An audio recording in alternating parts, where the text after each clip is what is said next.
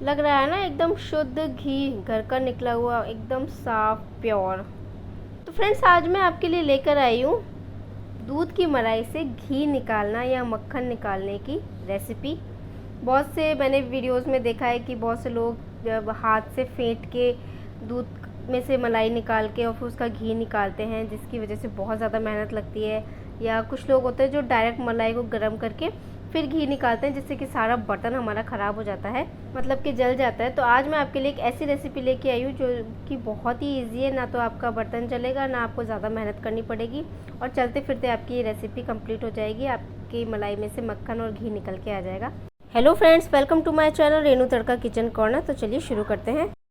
तो यहाँ पे मेरे पास ये 2 बर्तन में मलाई है। ये मेरी एटलीस्ट 5 से 7 दिन की मलाई है, क्योंकि मेरे डेयरी का दूध आता है।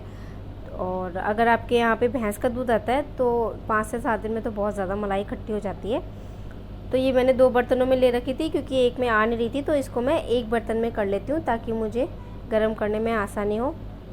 तो मैंने यहाँ पे एक छोटी सी भगोनी ले ली है और उसमें ये मैंने पूरी मलाई इसको डाल दी है। मलाई को मैंने फ्रिज में रखा हुआ था, तो मलाई को आप भी फ्रिज में ही रखिए, क्योंकि गर्मियों के दिन है, बाहर रखेंगे तो ख़राब हो जाएगी, इसलिए थोड़ी सी जमी हुई है। और आधी घंटे पहले मैंने निकाल दिया था इसको फ्रिज में से।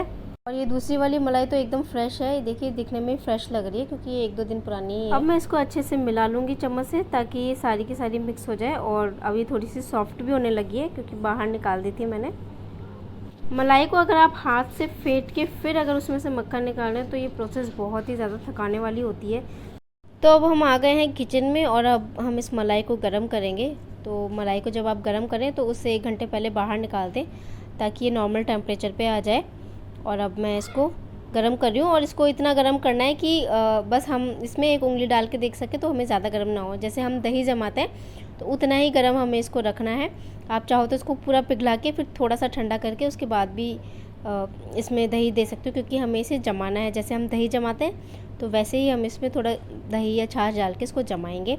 तो देखिए साइड से ही पिघलने लगी है, तो मैं इसको एक बार अच्छे से पिघला लूँगी ताकि पूरी मेल्ट हो जाए ये।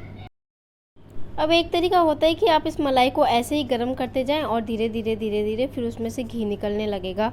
तो उसमें आपका बर्तन जलने का थोड़ा सा रहता है कि बर्तन आपका जल भी सकता है साइड से, लेकिन उसमें फिर आपको मक्खन नहीं मिलता, डायरेक्ट घी निकलता है। अगर आपको मक्खन चाहिए तो फिर आपको यही प्रोसेस करनी होगी जो मैं बता रही हूँ, या फिर अगर आपको घी निकालना है डायरेक्ट तो ये भी कर सकते हो, या फिर मेरी जो रेसिपी है वो भी आप यूज़ कर सकते हो।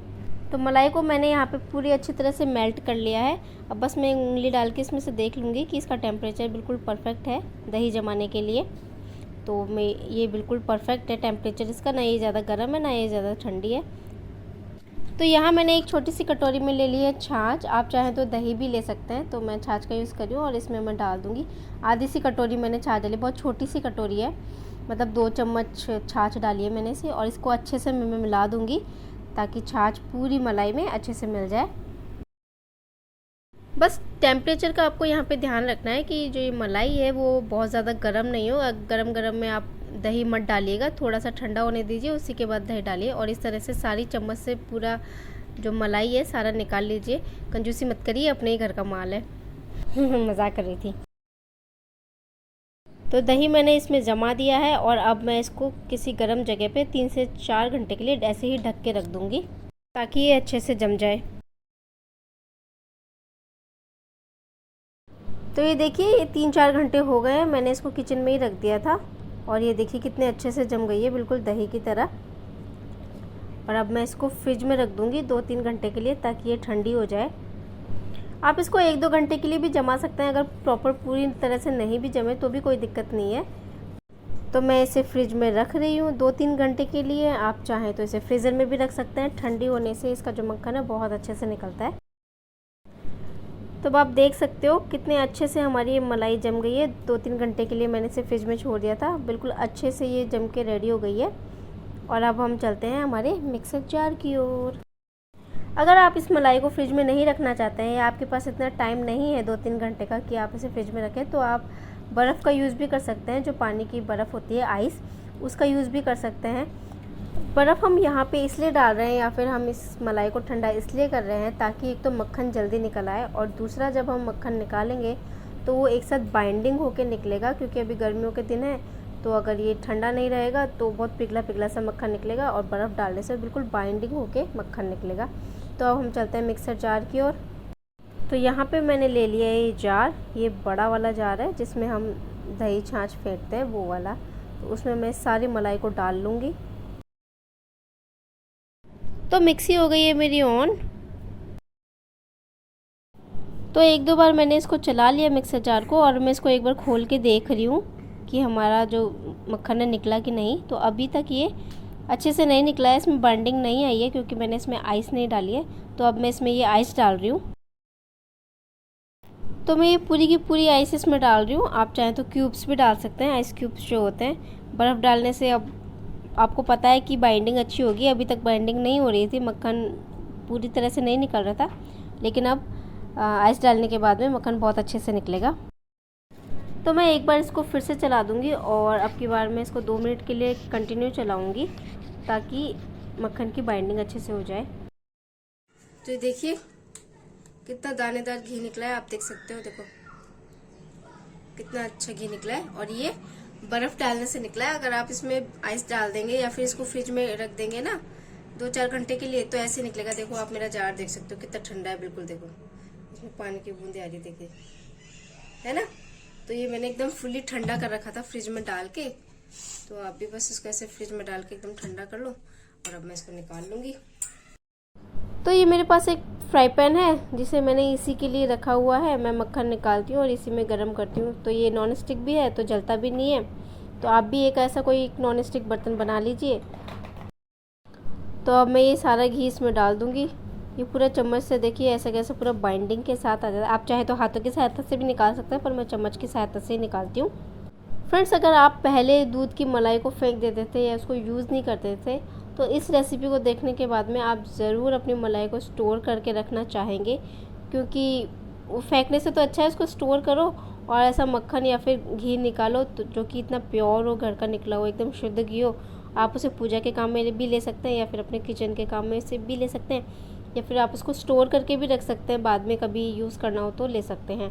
तो देखिए सारा मैंने इसमें निकाल लिया है, सारा का सारा मक्खन, और एकदम कितना भर के कितना सारा आया है।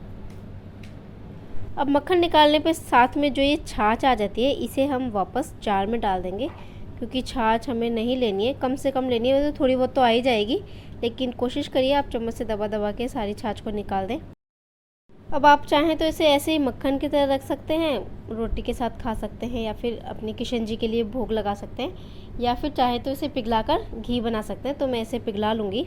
तो इसे मैंने चढ़ा दिया है गैस पे, और छोटी गैस पे रखा है मैंने। हमारे 2 गैस होती है ना, एक बड़ी एक छोटी, तो छोटी गैस पे रखा है। और फ्लेम अभी इस टाइम पे मैंने हाई कर रखी है, क्योंकि ये मक्खन पूरा पिघल जाएगा। उसके बाद मैं लो कर दूँगी और इसे बीच बीच में इस तरह से चलाती रहूँगी ताकि ये जल्दी पिघल जाए। तो फ्रेंड्स, आप इस रेसिपी को चलते फिरते भी बना सकते हैं। सुबह जब आप नाश्ता बनाएं तब आप इसमें दही डाल के इसको जमा दें। दिन में जब लंच बनाएं तब आप इसको फ्रिज में रख दें ठंडा होने के लिए, और शाम के समय इसको गर्म करके इसमें से मक्खन निकाल लें। और बस एक तरफ आप अपना काम करते जाएं, दूसरी तरफ ये लो फ्लेम पे होता रहेगा। बस बीच बीच में इसको चला चला के संभालना है, क्योंकि ये हाई फ्लेम पे एकदम से उफन के और बाहर निकल सकती है। मतलब या तो आप बड़ा बर्तन ले, मेरा तो छोटा बर्तन लिया है मैंने, इसलिए मुझे बीच बीच में चलाना पड़ रहा है। बाकी आपका बड़ा बर्तन है तो आपको ज़्यादा संभालने की भी ज़रूरत नहीं है, लो फ्लेम पे ही अपने आप होता रहता है। तो घी हमारा पूरी तरह से पिघल चुका है। ये देखिए इसमें उबाल आ रहा है, और ये ऊपर जो वाइट वाइट आपको झाग दिख रहे हैं ये छाछ है। और जब ये छाछ पूरी तरह से जल जाएगी या नीचे बैठ जाएगी तो फिर हमारे पास सिर्फ घी रह जाएगा, एकदम प्योर वाला। अब मैं गैस की फ्लेम कर दूंगी एकदम लो, और ये उस पर आराम से लो फ्लेम पे धीरे धीरे पकता रहेगा, ताकि ये जलेगा भी नहीं। अब यहाँ से हमें ध्यान रखने की ज़रूरत होती है, क्योंकि अगर ये ज़्यादा बर्न हो गया तो फिर इसमें से महक आने लगेगी, स्मेल आने लगेगी ज़्यादा जलने की। इसलिए बीच बीच में इसको चलाते रहें, और इस तरह से किनारे पर से ये जो जम रहा है हमारा घी, इसको भी छुड़ाते रहें ताकि ये भी जले नहीं।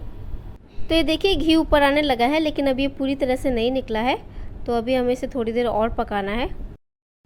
तो अब इस घी को बिना ढके ही पकाएं, और एक बात का ध्यान रखें कि अगर आप इसको स्टोर करके रख रहे हैं घी को बाद के लिए, तो इसमें छाछ की एक बूंद भी नहीं रहनी चाहिए, वरना ये पूरा घी आपका स्टोर किया हुआ ख़राब हो जाएगा, उसमें फफूंद लग जाएगी।